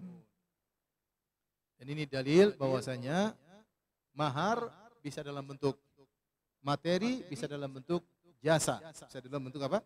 Jasa. Di antara maharnya Nabi Musa adalah jasa menjadi pegawai di rumah mertuanya, menjadi pekerja selama 8 tahun. 8 tahun ya. Namun hukum asal mahar adalah berupa materi. Berupa materi. Baik, kemudian Nabi Musa pun bekerja selama 8 tahun. Setelah lewat 8 tahun atau 10 tahun, dia pun rindu kepada keluarganya, ingin pulang ke kota Mesir. Sementara dia adalah buronan, dicari oleh Fir'aun dan bala tentaranya. Mungkin dia berharap setelah 10 tahun kasus sudah dihilangkan. Dan dia ingin pulang diam-diam, ingin bertemu dengan ibunya, bertemu dengan kakaknya, bertemu dengan keluarganya. Ya. Maka dia pun berjalan dengan istrinya meninggalkan Madian menuju Mesir. Berjalan di musim dingin. Di musim dingin dalam kegelapan Nabi Musa berjalan dengan istrinya. Ini dalil Nabi Musa alaihissalam seorang suami yang saleh karena dia menepati janjinya kepada mertuanya dengan membayar mahar secara penuh. Bahkan sebenarnya mengatakan dia kerja 10 tahun, dia pilih mahar yang terberat. Karena boleh 8 tahun, 10 tahun, minimal 8 tahun, boleh 10 tahun. Allah mengatakan Nabi Musa mengambil yang 10 tahun. Karena dia orang yang amanah. Maka dia menunaikan kesepakatan yang telah disepakati. Rasulullah SAW bersabda, al-muslimuna ala syurutihim. Kaum muslimin sesuai dengan kesepakatan mereka. Ini menunjukkan bahwasanya dijadikan dalil oleh para ulama, pernikahan adalah suatu ibadah yang sakral. Makanya Allah menamakan dengan mitsaqan ghalidha, perjanjian yang berat. Di antara bukti dia perjanjian yang sakral, perjanjian yang berat, Nabi Musa rela kerja selama 10 tahun untuk bayar mahar. Bukan mahar yang ringan. Kerja 10 tahun untuk bayar mahar karena dia menikah dengan putri dari orang soleh tersebut. Ini juga dalil bahwasanya seorang boleh menawarkan putrinya atau adiknya kepada orang yang dianggap soleh untuk dinikahi. Sebagaimana laki soleh ini menawarkan putrinya kepada Nabi Musa alaihissalam. Ya, sebagaimana Umar bin Khattab radhiyallahu anhu menawarkan putrinya Hafsah kepada Abu Bakar, kepada Utsman, dan akhirnya dinikahi oleh Nabi Muhammad sallallahu alaihi wasallam. Ya. Kalau kita lihat ada lelaki yang soleh, kita boleh menawarkan putri kita kepada orang soleh. Yakinlah kebahagiaan hanya diraih jika memiliki pasangan yang soleh. Karena kalau orang lelaki yang soleh, kalau dia tidak akan mendolimi pasangannya, dia tidak akan mendolimi pasangannya. Jadi dia akan berusaha menjalankan kewajibannya sebagai suami sebaik mungkin. Dan tidak mengapa kalau ada tawaran kita terima. Ya. Kalau ada yang menawarkan, kalau enggak ya sudah. Ya. Baik, kita lanjutkan. Di tengah perjalanan, musim dingin gelap-gelap, Nabi Musa melihat dari kejauhan ada api. Al-hataka hadithu Musa, idh ra'a naran faqala li ahlihim kuthu inni anastu nara. La'alli atikum minha biqabasin aw ajidu 'ala an-nari huda. Dia mengatakan, istriku tunggu sini. Saya lihat api dari sana. Dia pingin dalam ayat yang lain mengatakan la'allakum tastalun, agar kalian bisa hangat. Niat dia untuk ngambil api untuk bawa kemudian dibakar di sekitar istrinya supaya istrinya jadi apa? Hangat. Ini menunjukkan perhatian Musa terhadap apa? Istrinya. Dan Musa orang yang sangat lembut. Jangankan istrinya, dia saja sebelum ini perempuan jadi istrinya dia tolong, itu tidak. Sebelum perempuan ini jadi istrinya, ketika sedang mau ngambil air, Nabi Musa tolong. Apalagi sudah jadi apa? Istrinya. Apalagi sudah jadi istrinya. Jangan sampai kebalik sama istri. Kurang perhatian sama istri orang apa? Perhatian. Jangan kebalik. Nabi Musa perhatian sama istrinya. Sampai dia bilang tunggu di sini. Kalau bahasa kita, tunggu sini sayang, abang mau ambil apa? Mas mau ambil api buat hangatin kamu. Masya Allah. Maka seorang suami berusaha memberikan kehangatan kepada istrinya. Allah berfirman, hunna libasul lakum wa antum libasul lahun. Para wanita adalah pakaian bagi kalian para laki, dan kalian laki adalah pakaian bagi para wanita. Di antara tafsirannya, pakaian fungsinya apa? Kalau dia dingin, jadilah penghangat. Jadilah apa? Penghangat. Jadilah pakaian baginya untuk menutup aib-aibnya. Kalau dia punya aib, tutupi. Jangan diceritakan kepada orang lain. Nabi Musa dengan kasih sayangnya bilang, istri tunggu sini, saya ambil api untuk nyalakan api supaya kamu hangat. Lihat bagaimana perhatian Musa kepada istrinya. Tayyib. Ternyata ketika sampai di sana ada cahaya Allah Subhanahu wa taala, maka Allah pun berbicara dengan Nabi Musa. Ya. fakhla'na 'alaika innaka bil wadil muqaddasi tuwa. Innani anallahu la ilaha illa ana fa'budni wa aqimis salata li dzikri. Ketika Nabi Musa sampai di Bukit Tursina, Allah mengatakan, bukalah kedua sendalmu. Innaka bil wadil muqaddasi tuwa. Sungguhnya engkau sedang berada di lembah yang suci. Allah mengajarkan kepada Nabi Musa adab. Beradab. Kalau masuk di tempat suci buka apa? Buka sendal. Dalil bahwasanya adab itu penting. Orang belajar adab. Dan adab terkadang pada anak-anak harus kita dikte. Dikte sama anak-anak. Adab, adab makan, adab bicara sama orang tua, adab duduk, kita dikte. Kita doktrin. Dengan berjalan waktu, maka mereka terbiaskan atau terpatri dalam dada mereka tentang adab tersebut. Dan ini harus kita doktrin. Jangan kita biarkan karena anak-anak tidak adab di sekitar mereka. Mereka nontonnya YouTube sehingga tidak belajar adab. Kalau zaman dahulu, adab bisa terbentuk dengan sendirinya. Karena sekitarnya ada adab berlaku. Sopan santun yang berlaku, norma-norma yang berlaku, sehingga anak-anak tinggal mengikuti. Sekarang nggak bisa. Dengan berbagai macam ragam budaya dan daerah, belum masuk budaya-budaya luar negeri, barat, lewat YouTube yang mereka tonton, sehingga adab yang mereka pelajari dari YouTube. Berkata-kata kasar, sok hidup mewah, berpenampilan yang selalu penampilan-penampilan tampil beda, syuhrah. Mereka belajar karena di situ yang mereka nonton di YouTube. Nah, kita sebagai orang tua, kita doktrin anak-anak. Kalau misalnya lagi makan, kita bilang, orang tua makan dulu, sabar. Biar orang tua yang nyendok dulu. Kamu jangan nyendok dulu sebelum makan. Orang tua misalnya. Kalau orang tua yang ngomong diem. Kalau jangan jalan yang di depan, di belakang. Ini adab-adab yang baik yang diajar. Allah mengajarkan adab kepada Musa. Fakhla'na 'alaik, bukalah kedua sendalmu. Innaka bil wadil muqaddasi tuwa. Sungguhnya engkau berada di lembah yang suci. Setelah itu Allah ingin mengutus Nabi Musa kepada Fir'aun. Maka untuk mengutus Nabi Musa kepada Fir'aun, Allah siapkan mukjizat sebagai bukti Musa adalah utusan Allah Subhanahu wa taala. Dan mukjizat Nabi Musa terkait dengan tongkatnya, yang itu yang dia selalu bawa.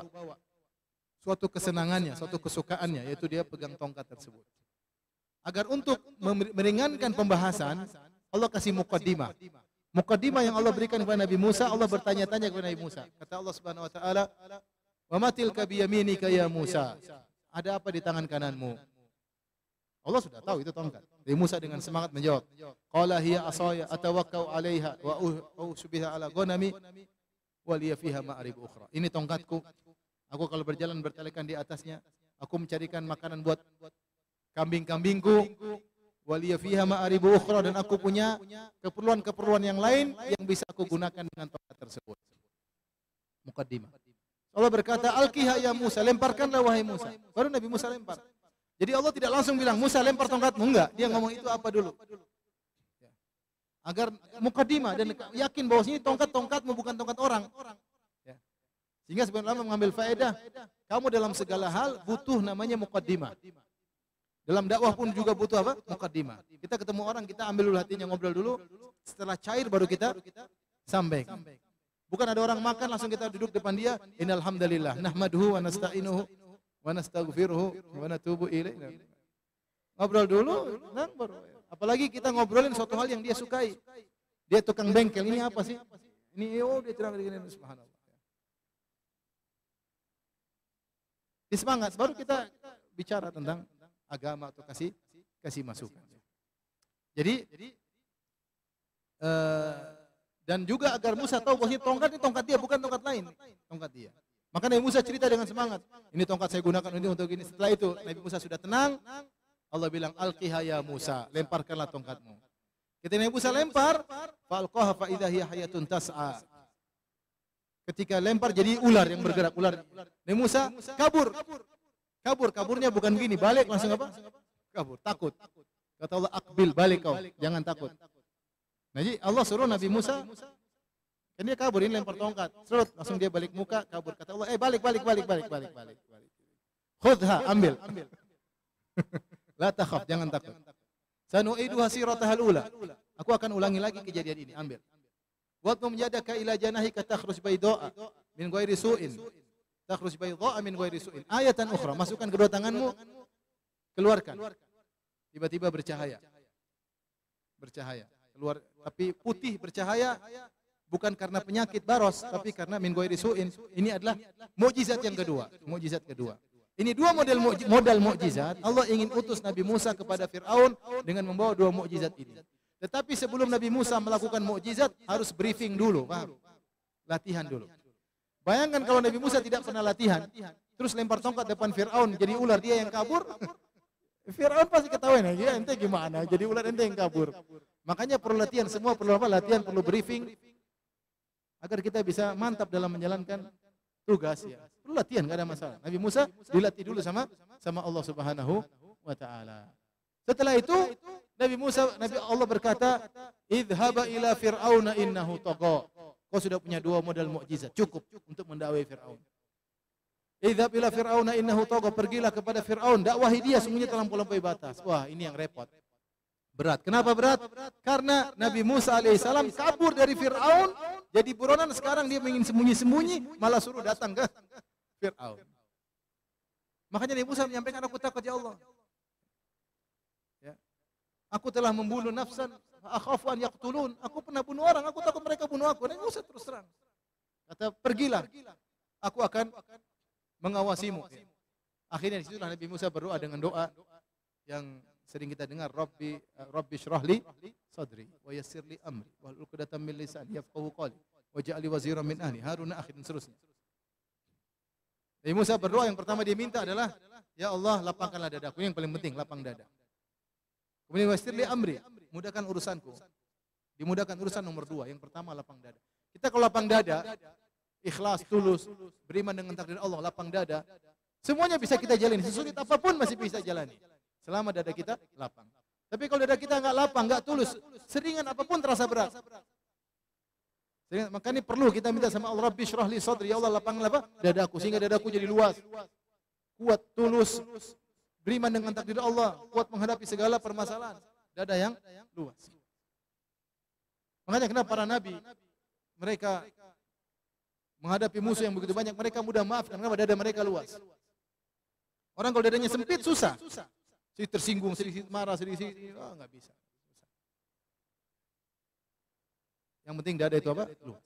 Rabbi syrahli sadri wa yassiril amri. Kemudian wahlul 'uqdatam min lisani yafqahu qawli. Ini yang berdoa penting sebelum berdakwah. Itu tidak masalah seorang dai ketika dia ingin berdakwah dia berdoa. Dia sujud dalam doanya. Dia mengatakan doanya Nabi Musa alaihissalam. Yafqahu qawli. Semoga mereka bisa paham tentang perkataan. Karena hidayah di tangan Allah, bukan kita. Kita ini sebab hidayah di tangan Allah Subhanahu wa taala. Jangan pernah kita berpikir kita yang kasih hidayah. Itu menyebabkan ujub. Hidayah bukan karena kamu, bukan dengan kamu. Kamu hanya sebab. Yang kasih hidayah siapa? Allah. Allah Subhanahu wa taala. Baik. Nabi Musa di antara hal yang menakjubkan, dia berdoa kepada Allah agar kakaknya Harun menemani dia. Ushdud bihi azri, agar dia bisa membantu urusan. Dan ini diantara bahwasanya Nabi Musa alaihissalam memandang dakwah itu berat dan butuh banyak personil untuk bisa berdakwah. Lapangan dakwah ini sangat luas. Ketika kita sadar dakwah ini beban yang sangat berat, ketika banyak personil yang muncul, harusnya kita senang. Karena beban dakwah semakin berkurang. Jangan kita menjadikan beban dakwah hanya kepada kita. Karena kita tidak bakalan mampu. Oleh karenanya, ketika Syekh Muhammad bin Abdul Wahab rahimahullahu taala ketika menyebutkan tentang faedah, "Qul hadhihi sabili ad'u ila Allah ala basiratin ana wa man ittaba'ani." Katakanlah, inilah jalanku, aku menyeru kepada Allah. Dia mengatakan dakwah itu harus ila Allah, ad'u ila Allah. Harus menyeru kepada Allah, bukan kepada diri, bukan kepada yayasan, bukan kepada organisasi, bukan karena kepada sekolah kita. Ini semua sarana. Kita harus menyuruh kepada Allah. Kemudian beliau berkomentar, beliau berkata, "Li'anna katsiran wa in kana yad'u ilal haq wa huwa yad'u ila nafsihi." Kata dia tanbih ilal ikhlas. Firman Allah, "Ad'u ila Allah," aku menyeru kepada Allah, adalah peringatan untuk ikhlas. Kenapa? Karena banyak orang wa in kana yad'u ilal haq, meskipun dia menyeru kepada kebenaran, fa huwa yad'u ila nafsi, ternyata dia menyeru kepada dirinya juga. Dia membicarakan Al-Quran dan Sunnah, tapi dia ingin orang ngaji sama dia saja. Dia gerah kalau ada yang lain berhasil, dia gerah. Ini tanda bahwasanya dia tidak menyeru kepada Allah, tapi dia menyeru kepada dirinya sendiri, maka waspada. Ini saya tidak berbicara pada konteks person-person, bahkan saya bicara konteks organisasi, konteks sekolah. Kalau ada sekolah yang berhasil, kita senang-senang aja. Jangan kita bilang harus sama kita, yang lain enggak. Itu enggak. Berarti kita tidak menyuruh kepada Allah, tapi menyuruh kepada pribadi. Waspada. Jadi Nabi Musa alaihissalam gembira ketika kakaknya juga jadi apa? Nabi.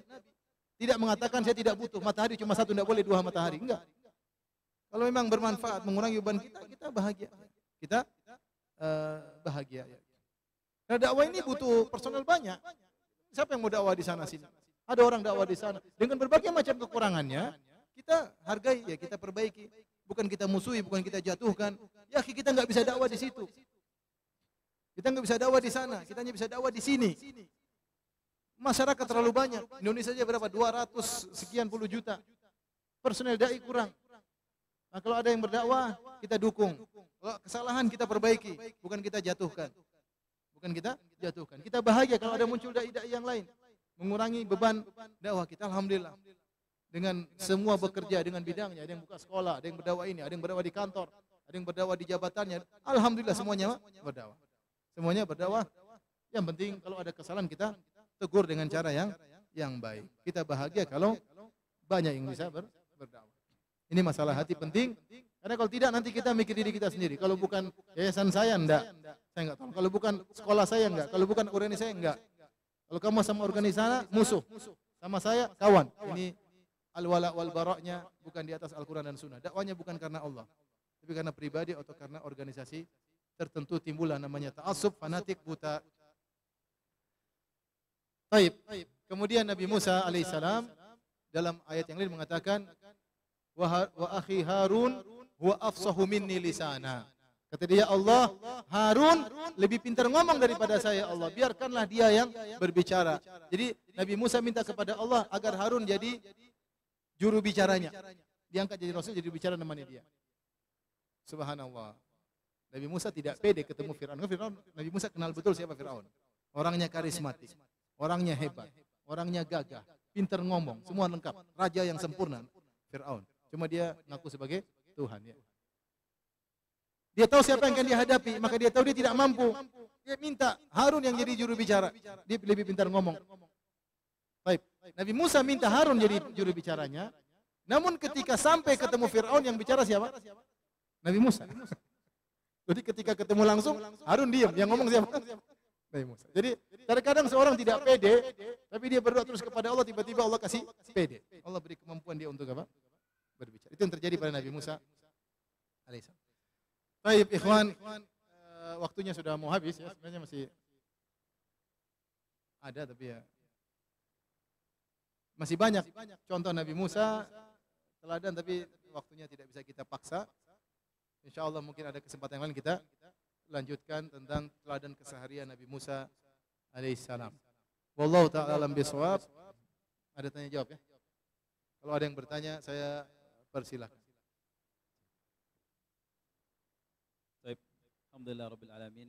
Demikianlah tadi penyampaian dari Ustaz Firanda terkait dengan teladan keseharian dari kisah Nabi Musa alaihissalam.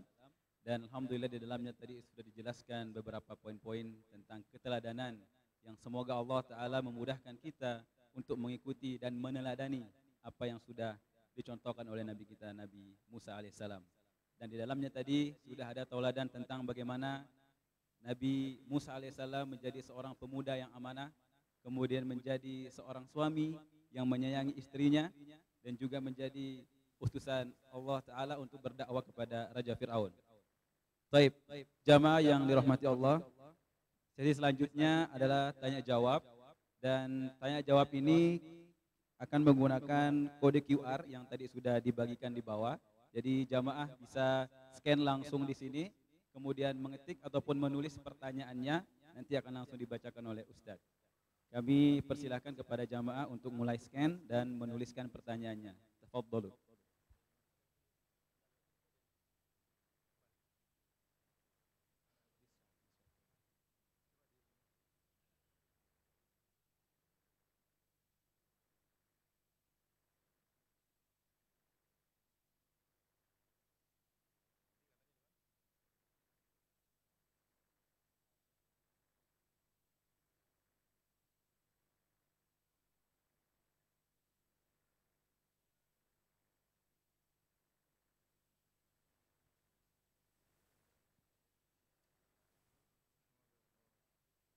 kami persilakan kepada jamaah untuk menuliskan pertanyaannya. Namun tidak lupa terlebih dahulu untuk scan kode QR yang sudah dibagikan. Untuk jamaah yang ada di atas dan juga di bawah dipersilakan untuk menuliskan pertanyaannya.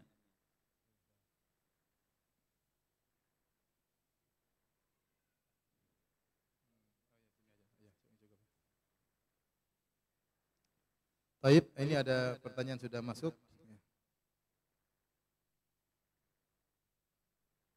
Ada pertanyaan dulu, Ustaz, dulu orang tua kita berbuat kesyirikan dan sudah meninggal. Apakah doa anaknya sepanjang setelah sholat bakal diampuni dan akan diselamatkan? Orang tua melakukan kesyirikan, syirik apa? Syirik akbar atau syirik asghar? Kalau dia syirik asghar, maka dia masihlah seorang muslim. Kalau dia syirik akbar, kita lihat apakah syirik akbar tersebut adalah perkara yang mungkin diberi uzur atau tidak ya. Karena zaman-zaman dahulu orang tidak ngerti.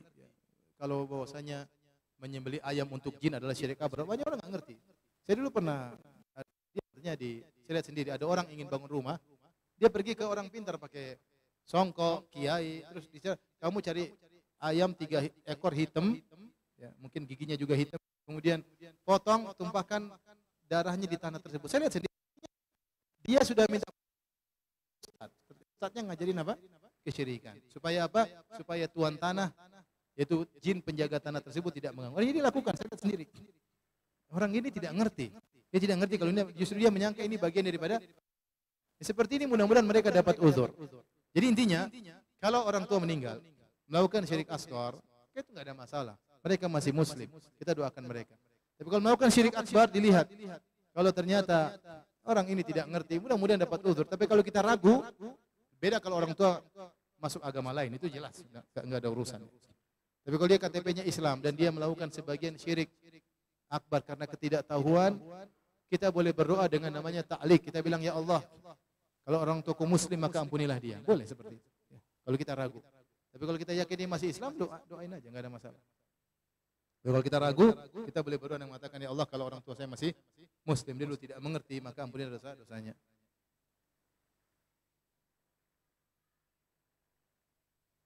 Ustadz, seorang istri dilarang oleh suaminya untuk mengunjungi orang tuanya. Bolehkah si istri mengunjung orang tuanya tanpa izin?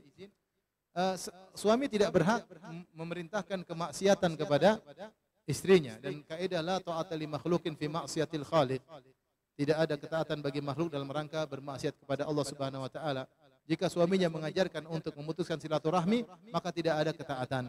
Dia boleh mengunjungi dengan tentu dengan bijak, diam-diam, tidak harus memberitahu kepada suaminya dalam rangka untuk menjaga kondisi kebahagiaan keluarga. Tetapi ini tidak perlu ditaati. Cuma dia curi-curi waktu, tidak harus. Kalau dia minta izin terang-terang lebih baik, jujur aja, nggak bisa mas, ini saya nanti durhaka sama orang tua. Artinya sampaikan dengan jujur lebih baik. Berdoa kepada Allah agar suami bisa mengerti.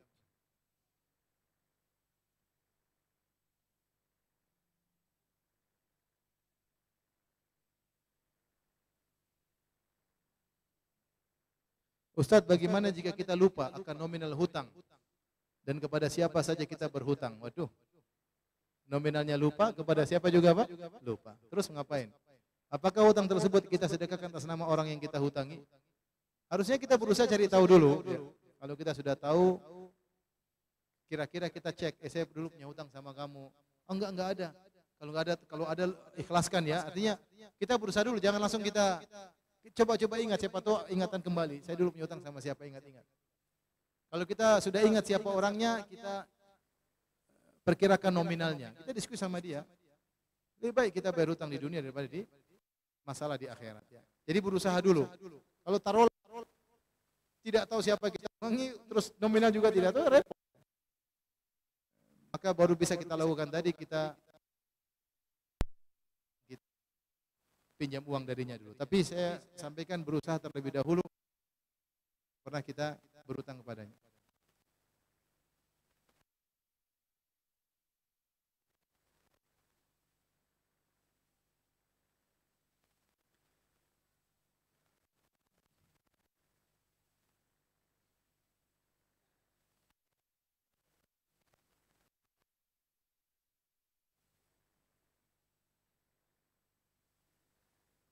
Afwan Ustaz, bagaimana cara mendoktrin anak-anak di awal masuk ma'had?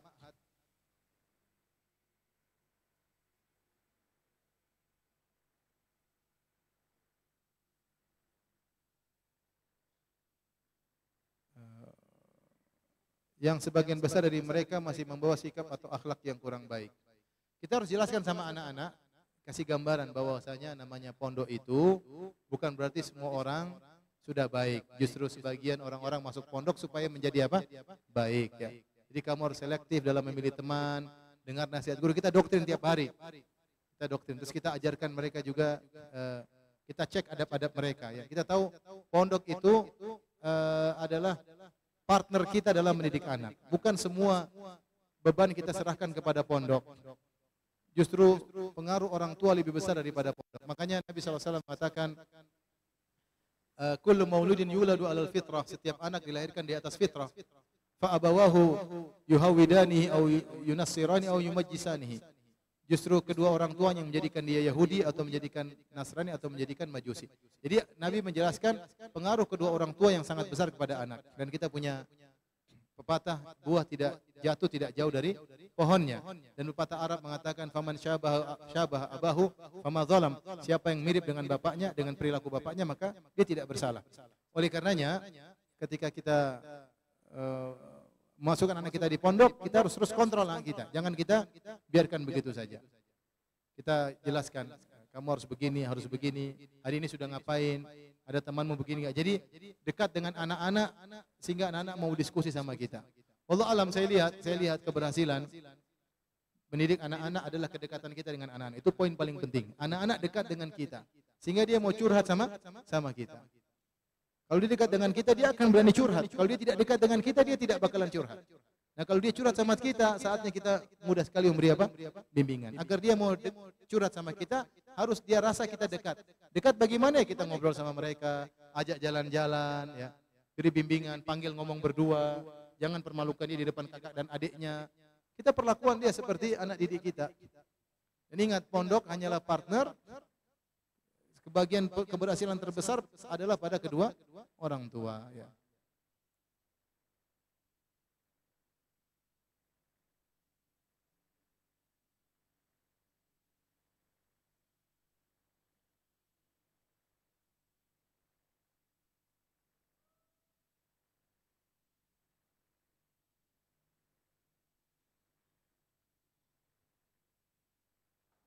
Kenapa ada berbeda panggilan? Yahudi memanggil Moses, Islam memanggil Musa. Bolehkah kita diberi nama bahasa Ibrani seperti Moses, Abraham? Enggak usah lah, kita itu bahasa Arab dengan bahasa Ibrani ada beda-beda tipis. Ada Isa, ada Jesus, ya. Ada Moses, ada Daud, ada David, ya. Ada Yusuf, ada Joseph. Ada Julia, ada Juleha. Kita karena kita Islami, ya kita kasih nama Islam. Kita kasih nama Ibrahim, jangan Abraham. Nanti disangka, sebenarnya enggak ada masalah ya. Tapi khawatirnya orang menyangka kita beragama yang lain. Ya. Kita misalnya kasih nama Moses, kan orang Moses itu apa? Ya kalau orang luar mungkin ngerti, tapi kalau kita di sini nanti disangka bukan orang Islam.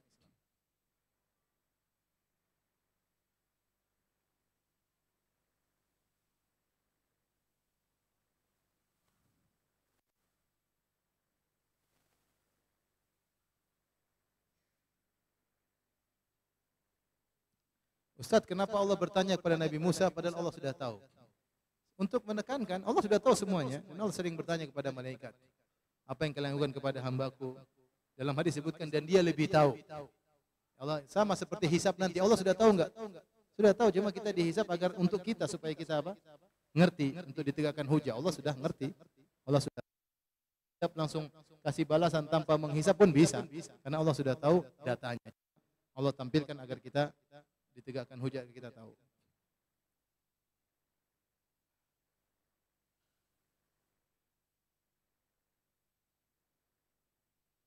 Ustadz, bagaimana cara kita berbakti kepada ibu yang berada di kampung, sedangkan beliau tidak mau ikut tinggal bersama kita? Demikian orang tua, mereka lebih senang tinggal di rumah mereka yang lama karena mereka nyaman di situ. Nah, ini bukan alasan bagi kita untuk tidak berbakti kepada mereka.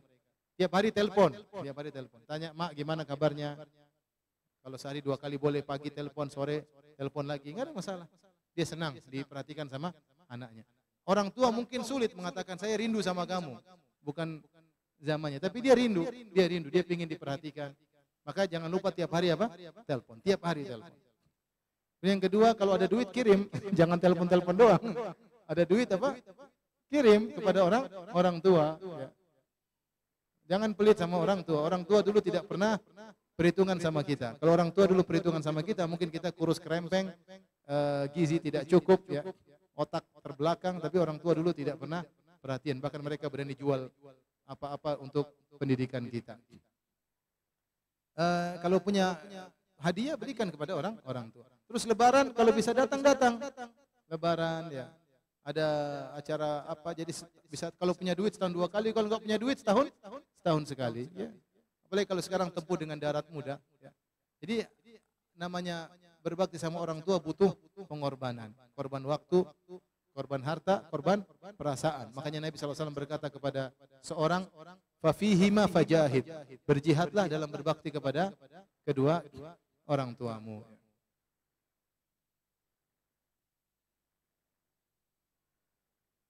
Ustaz, bagaimana cara kita untuk meninggalkan maksiat musik? Jangan dengar, ya. Jangan dengar. Musik menimbulkan ketagihan, kecanduan. Dan kecanduan itu kalau kita hilangkan selama 2 bulan, 3 bulan, 4 bulan, rasa candu tadi akan apa? Akan hilang. Kita akan hidup dengan model kehidupan yang baru. Nah, untuk perjuangan itu memang butuh suatu yang apa namanya? Tekad yang luar biasa. Kecanduan apapun, kecanduan rokok, kecanduan dengar musik, kecanduan nonton film box office, kecanduan nonton film Korea, kecanduan nonton film porno, kecanduan apapun, di antara terapinya selain berdoa kepada Allah Subhanahu wa taala, kita harus mampu meninggalkan 4 bulan, 5 bulan sehingga rasa candu itu pun apa? Hilang. Candu itu pun apa? Hilang. Kalau sudah hilang insyaallah enggak. Kalau sudah hilang candu tersebut, jangan coba-coba lagi dekat-dekat. Jangan coba lagi dengar-dengar. Saya kapan kemarin ke suatu daerah, subhanallah. Saya minum kopi di kafe kampung, bukan kafe di kampung. Kemudian saya minum, tahu-tahu mereka putar lagu-lagu lama yang semua saya hafal dan saya suka. Aduh, ini muncul, sudahlah, cabut pergi. Enggak kuat. Besok lagi saya mau ke situ, saya bilang tolong matikan. Akhirnya mereka mau apa? Matikan. Repot, nanti kita bisa ingat semua lagu-lagu apa tersebut. Dan lagu-lagu itu subhanallah disentil satu nada keluar semuanya nadanya. Kalau Al-Quran kita mau sentil-sentil nggak ingat-ingat. Kalau lagu celeng langsung ingat semuanya. Masya Allah. Itu ujian. Jadi biasakan hidup tanpa musik dan Anda akan merasakan kebahagiaan. Saya dulu juga pecandu musik. Ketika saya pergi ke Madinah, subhanallah hidup tanpa musik nyaman. Orang bilang musik itu bikin kebahagiaan. Musik itu bikin stres. Bikin kecanduan. Kalau nggak ada musik, bikin stres. Sama seperti orang bilang, rokok wajib. Ya karena kamu sudah kecanduan. Dia bilang, kalau saya tidak merokok, saya tidak bisa mikir. Itu karena kamu sudah kecanduan. Sehingga dia bilang, rokok dari haram jadi hukumnya apa? Wajib. Seperti perkataan seorang mengatakan demikian. Rokok bagi saya wajib. Ya karena kamu kecanduan. Sama, orang yang narkoba juga gitu. Kalau tidak narkoba, dia jadi wajib. Ya, narkoba wajib bagi saya. Bayangkan kalau dia dilarang narkoba, dia akan hantam-hantam kepalanya, kesakitan. Kenapa? Ada kecanduan. Ada kecanduan. Kenapa sampai diulang-ulang di pesawat, apalagi perjalanan panjang, 9 jam misalnya, dilarang merokok. Karena orang kalau sudah tidak merokok, masuk pesawat 9 jam tidak merokok, dia gelisah. Maka jangan sampai dia melanggar. Tapi kecanduan itu bisa dilawan tadi. Pertama berdoa kepada Allah Subhanahu wa taala, kedua paksa diri, jauhi teman-teman yang begitu, insyaallah udah 4 bulan lewat itu kecanduan hilang. Nah, kalau sudah hilang, jangan dekat-dekat lagi. Allah taala alam bisawab, demikian saja yang saya sampaikan. Semoga bermanfaat apa yang saya sampaikan. Selanjutnya saya kembalikan kepada panitia. Wabillahi taufik. Assalamualaikum warahmatullahi wabarakatuh. Waalaikumsalam warahmatullahi wabarakatuh. Jamaah sekalian, demikianlah tadi sesi terakhir dari tablik akbar kita pada hari ini, yakni sesi tanya jawab. Kita berdoa kepada Allah Ta'ala agar Allah Ta'ala memberikan kita kekuatan untuk istiqomah, menjalankan segala perintahnya dan menjauhi segala larangannya. Baik, kami ucapkan syukran wa jazakumullah khairan kepada Ustadz Firanda atas penyampaiannya terkait dengan teladan keseharian dari kita. Nabi Musa alaihissalam. Dan juga syukran wa jazakumullahu khairan kami sampaikan kepada hadirin dan hadirat yang sudah meluangkan waktu. Kita tutup dengan doa kafaratul majlis. Subhanakallahumma wa bihamdika asyhadu an la ilaha illa anta astaghfiruka wa atubu ilaik. Wassalamualaikum warahmatullahi wabarakatuh.